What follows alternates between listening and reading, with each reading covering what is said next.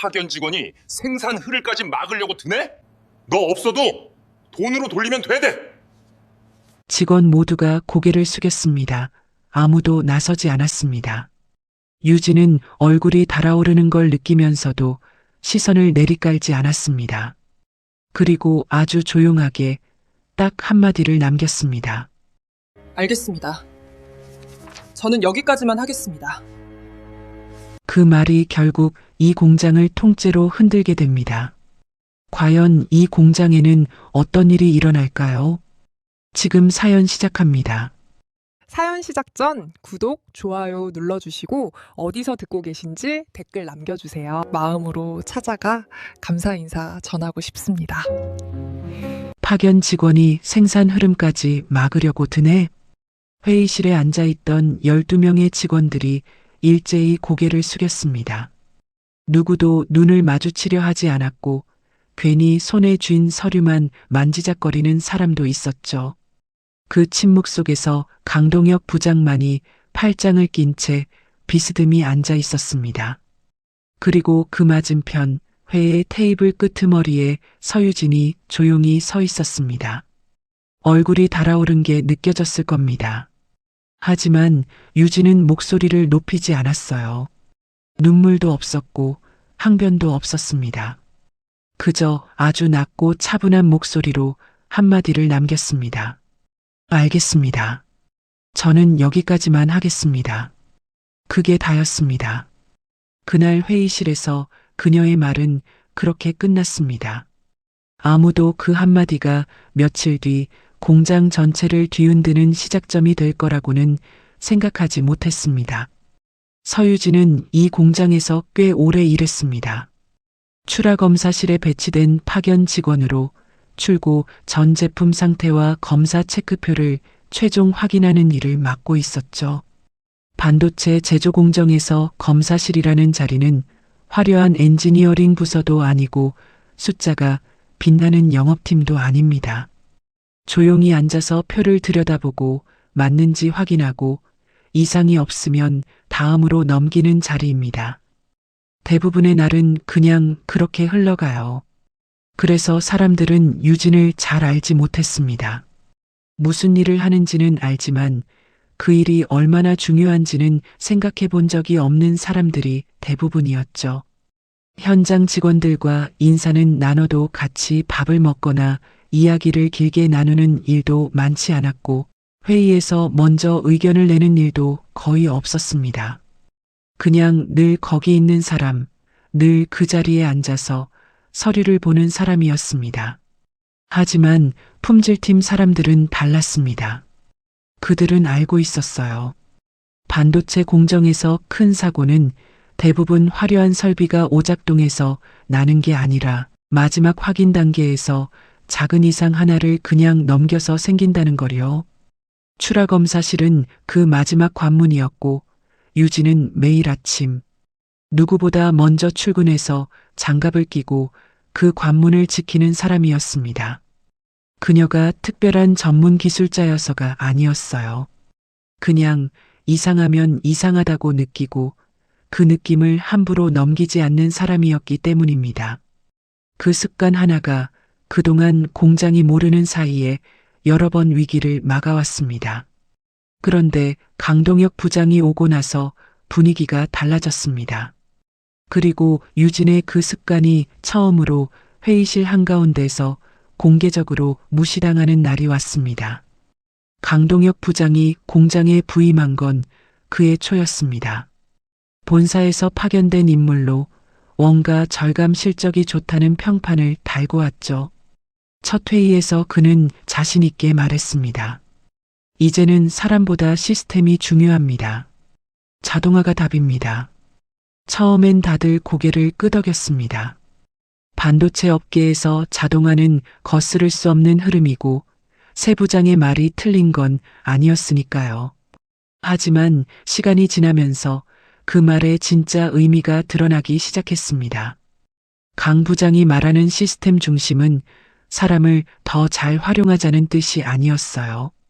사람을 줄이고 장비를 더 믿자는 쪽이었습니다. 그는 부임 후 2달 만에 야간 점검 인원을 줄였습니다. 기존에 2명이 하던 최종 유관 확인을 1명이 하도록 바꿨고 신규 파견 직원 교육 일정도 절반으로 줄였습니다. 오래된 반장들이 이 정도면 너무 빠듯합니다. 사람이 부족합니다라고 말해도 강 부장의 대답은 늘 같았습니다. 사람 없어도 돈으로 돌리면 됩니다. 장비만 제대로 돌면 공장은 굴러가요. 그 말이 처음 나왔을 때 유진은 검사실에서 혼자 그 말을 들었습니다. 직접 듣지 않아도 소문은 빠르게 번졌거든요. 사람들 사이에서 또 그 말 나왔대라는 식으로 조용히 퍼졌습니다. 현장 직원들은 겉으로 크게 반발하지 않았지만 눈빛이 달라졌습니다. 자신들이 기계보다 못한 존재로 여겨지고 있다는 걸 다들 몸으로 느끼고 있었죠. 유진도 그 분위기를 느꼈습니다. 파견 직원이 먼저 나서서 뭔가를 바꾸거나 반박할 수 있는 자리가 아니라는 것도 잘 알고 있었어요. 그래서 그냥 자기 자리에서 더 조심스럽게, 더 꼼꼼하게 확인하는 것 외에는 달리 할 수 있는 일이 없었습니다.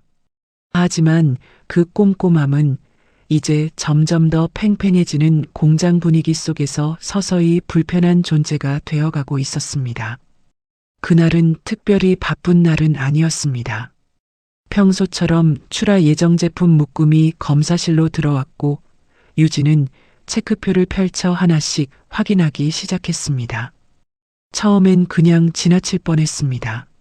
서류상 수치는 정상이었고 검사 완료 도장도 제대로 찍혀 있었거든요. 그런데 유진은 습관적으로 제품 상자를 하나씩 눈으로 살폈고 거기서 이상한 점을 발견했습니다. 검사표에 적힌 시간과 실제 제품 박스에 찍힌 공정 완료 시각이 미묘하게 어긋나 있었어요. 보통 사람이라면 그냥 오차로 넘길 정도였지만 유진은 달랐습니다. 게다가 제품 표면 색이 평소보다 아주 조금 달라 보였습니다. 정확히 뭐가 다르다고 설명하기 어려운 수준이었지만 몇 달 동안 같은 제품만 봐온 사람이라면 느낄 수 있는 차이였죠. 유진은 그 묘한 감각을 함부로 무시하지 않았습니다. 그녀는 야간 반장을 찾아갔습니다. 이 묶음 한 번만 더 확인해 볼 수 없을까요? 시간 기록이 좀 이상해요. 야간 반장 얼굴이 금세 굳어졌습니다. 나쁜 사람이어서가 아니었어요. 그도 현장에서 오래 일한 사람이었고 뭔가 찜찜하다는 느낌을 전혀 못 받은 건 아니었을 겁니다. 하지만 그는 난처한 표정으로 말했습니다. 부장님이 오늘 무조건 출하하라고 했어요. 일정이 너무 빠듯해서. 유진은 그 자리에서 더 말하지 않았습니다. 반장을 탓하고 싶지 않았고 그도 어쩔 수 없는 상황이라는 걸 알고 있었으니까요. 하지만 검사실로 돌아오면서 내내 마음이 편치 않았습니다. 아무리 생각해도 그냥 넘기기엔 뭔가 걸렸습니다. 결국 유진은 결심합니다. 내일 아침 회의에서 한 번만 더 말해보겠다고요. 파견 직원이 생산 일정에 끼어드는 것처럼 보일 수도 있다는 걸 알면서도 그냥 흘려보냈다가 나중에 문제가 터지면 그게 더 나쁜 결과라고 생각했습니다. 그게 유진이라는 사람이었습니다.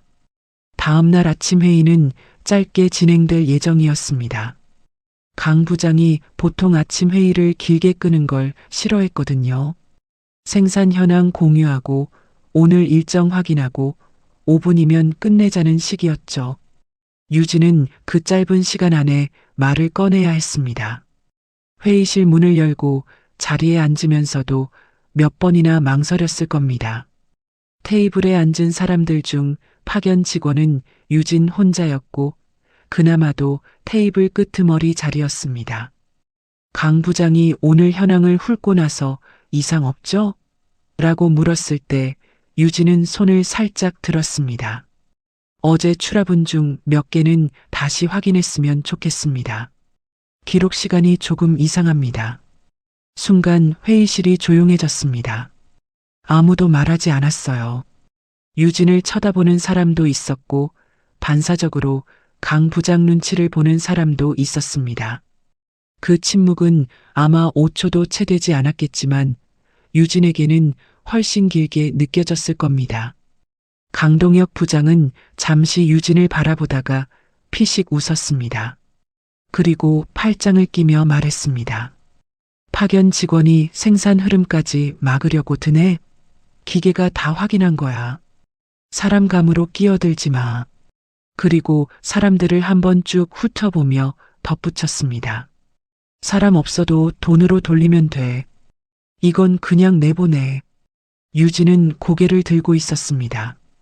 얼굴이 붉어진 게 스스로도 느껴졌겠지만 시선을 내리깔지 않았어요.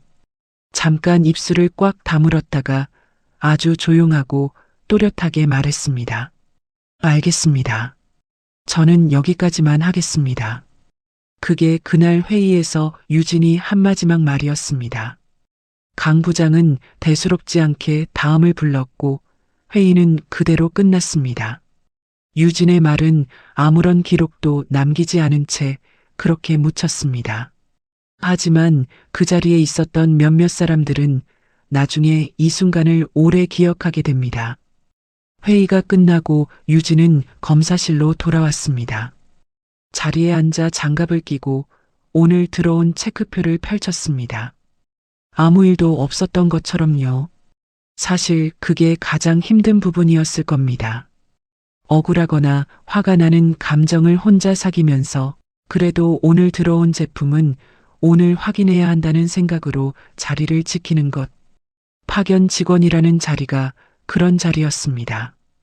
감정을 드러낼 공간도 하소연할 선배도 딱히 없는 자리였죠. 그날 오후 문제의 출하부는 예정대로 거래처로 나갔습니다. 강 부장의 지시대로였고 누구도 막지 않았습니다. 공장은 평소처럼 돌아갔고 라인은 멈추지 않았습니다. 그리고 다음 날도 그 다음 날도 아무 일이 없었습니다. 강동혁 부장은 더 자신만만해졌습니다. 회의 때 슬쩍 웃으며 말하기도 했죠. 맞지? 괜히 겁만 줬잖아. 현장 직원들은 그 말에 아무 대꾸도 하지 않았습니다. 속으로 어떻게 생각했는지는 몰라도 겉으로는 그냥 조용히 넘어갔습니다. 문제가 없었으니까요. 적어도 그때까지는. 그런데 나흘쯤 지났을 때 품질팀 과장 김선아의 컴퓨터에 메일 하나가 들어왔습니다. 납품을 받은 거래처 담당자가 보낸 것이었는데 제목이 심상치 않았습니다. 최근 납품분 일부 수치 이상 관련 문의였습니다. 김선아는 처음엔 단순 문의일 거라고 생각했습니다. 납품 후 거래처에서 이런저런 확인 요청이 오는 건 드문 일이 아니었으니까요. 그런데 메일 본문을 읽으면서 표정이 굳어졌습니다. 특정 로트 번호가 찍혀 있었고 그 번호가 바로 며칠 전 출하분과 겹쳤습니다. 선아는 바로 출하 이력을 열었습니다. 그리고 날짜를 거슬러 올라가다가 멈췄습니다. 유진이 다시 확인하자고 했던 그 주간 출하분. 정확히 그 묶음이었습니다. 가슴이 내려앉는 느낌이 들었을 겁니다. 그래도 아직은 확신할 수 없었습니다. 한 곳에서 온 문의였고 수치 이상이 어느 정도인지도 파악이 필요했습니다. 선아는 일단 조용히 추가 확인에 들어갔습니다. 아직 부장에게 보고할 단계는 아니라고 생각하면서요. 하지만 이틀 뒤 두 번째 거래처에서 비슷한 내용의 연락이 왔습니다. 두 번째 연락이 들어왔을 때 김선아는 더 이상 혼자 안고 갈 수 없다는 걸 알았습니다.